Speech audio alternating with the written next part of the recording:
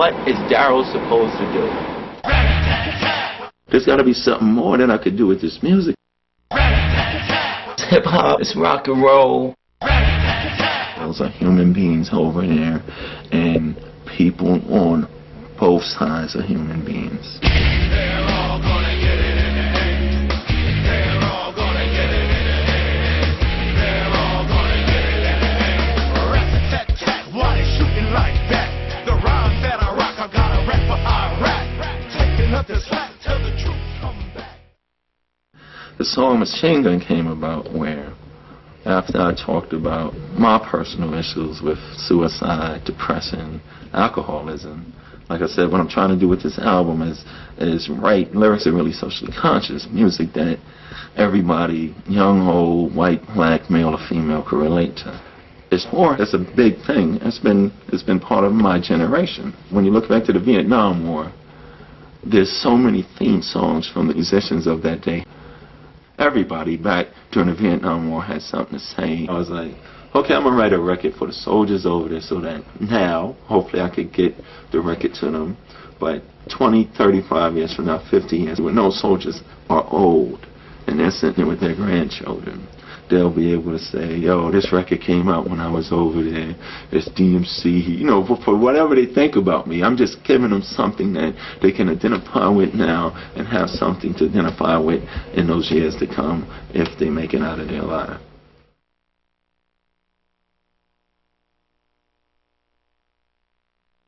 What needs to be done?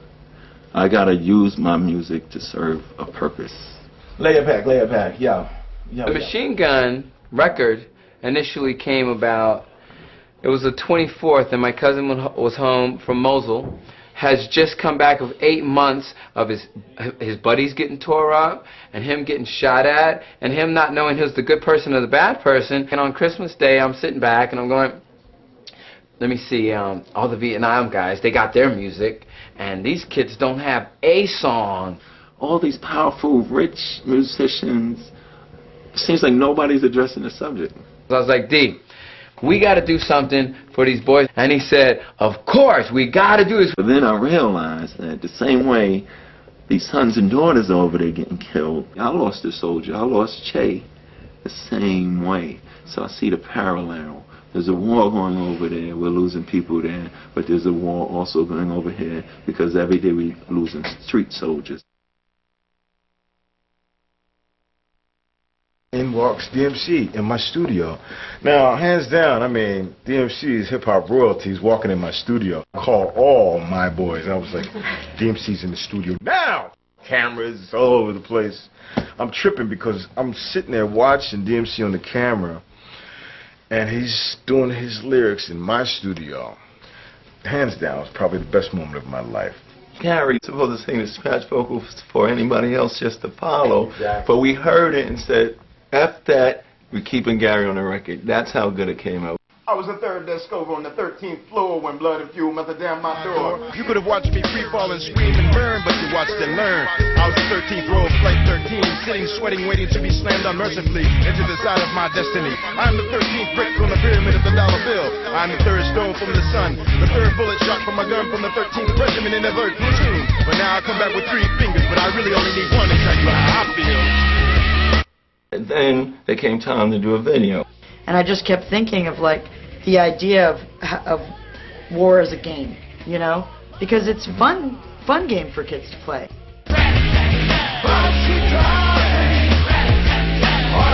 Incredible that just that image, and you know, actually war, the real thing.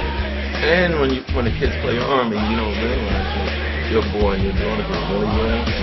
Right, and that those soldiers out there are sons and daughters. Mama, they're taking me away.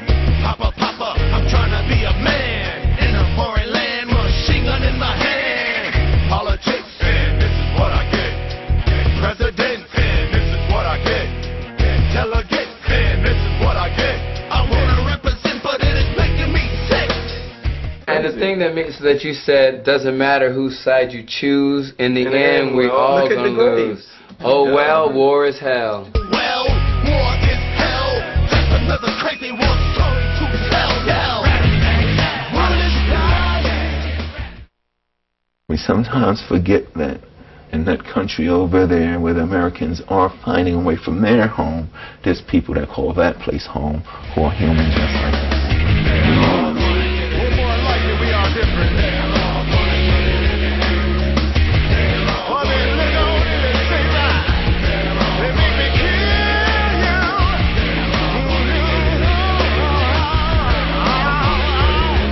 Shalom.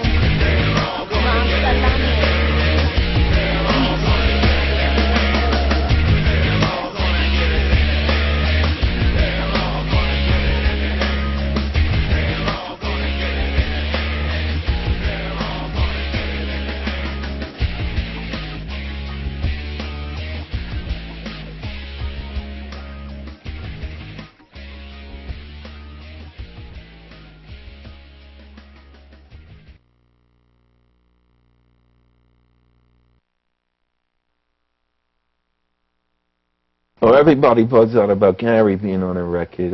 Basically, after my producer Romeo said, "Yo, T, we need to do this war record, and we're gonna get, I'm gonna pull out my best guitar riffs, and we're gonna put the record together." Excuse me. We're gonna put the record together. We had thought of the idea driving around one day, so we needed a place to go lay it down, because it was like, all right, we got the idea, we're going to do this war record, T, and it's going to be controversial, this and that, but it was such a good idea, we said, we got to get this down now. So we didn't have time to book a real studio, but my producer Romeo said, yo, I know Gary Dourdan. Gary Dourdan, CSIA, he lives in Venice or whatever, in L.A. I'll call him up. He got a wonderful studio as a crib. And I'm like, whoa, cool. You know, I'm thinking, that's cool. We're going over to Gary Dourdan's house, CSI. All right, cool. So we call Gary up. Gary's like, all right, come all over. The funny thing is, when Romeo called Gary, Gary told Romeo, yeah, right, all right, you can come over, but he didn't believe, you coming with DMC. Like, you know, that's somebody calling, yo, Gary, I'm bringing DMC to record at your house. So Gary's like, yeah, all right, come on. Y'all could come. So we get to Gary's house. So when we walk in Gary's house, I'm talking about his house studio was way better than half of the studios that exist in the world. I mean, everywhere. It was drums, and it was guitars, and it was banjos, and I mean, the board he had the whole digital Pro Tools with the big flat screen. It was an amazing studio. So we in there, and Gary's playing music he was doing. Like, he messes around, and I'm like, whoa, this cat's a real good musician. But we ain't getting nowhere yet, so we put the track up, I lay my vocals, and Gary, he was over there in the corner, he was doing a spoken word piece. And I heard him, and I was like, yo, that might be hot to put on a record, because people say poetry is a cousin of rap. So I was like, yo, Gary, why don't you lay whatever the hell you was just saying, put it on a record? And he was like, yo, really, really? And I was like, yeah. So he's like, hold on, give me a minute. Yo, let me pull out some of my fire. So he pulled out the piece that he put on the record, so he went in there and he started saying it. So he laid it in there, and I heard it, and I was like, yo, this is that, because we did it just to see if it would fit. But as soon as I heard it, on the third disc on the 13th floor, it was like rap, but it was different. And I was like, yo, I'm keeping that. So Romeo was like, yo, are you serious? I was like, yo, it's hot to me. He was like, hey, it sounds good to me. So then after that, we had put the whole record together. We just had my little chant, they're all going to get it in the end. They're all going to get it. And we was like, yo, this is missing something. And Romeo was like, yo, well, we let Gary sing on the record. So now, mind you, I heard Gary music. I heard him do the spoken word piece, but I didn't hear him sing. But I was like, if he could do it, let him go do it. So he went in a booth, and he started singing. I mean, me and my man Treese, we was like, I mean, it wasn't like he's Gary Dourdan of CSI singing. It was like, this is Gary singing, and I was like, whoa. So once we finished, we played it back. It was a wrap. He's in the band.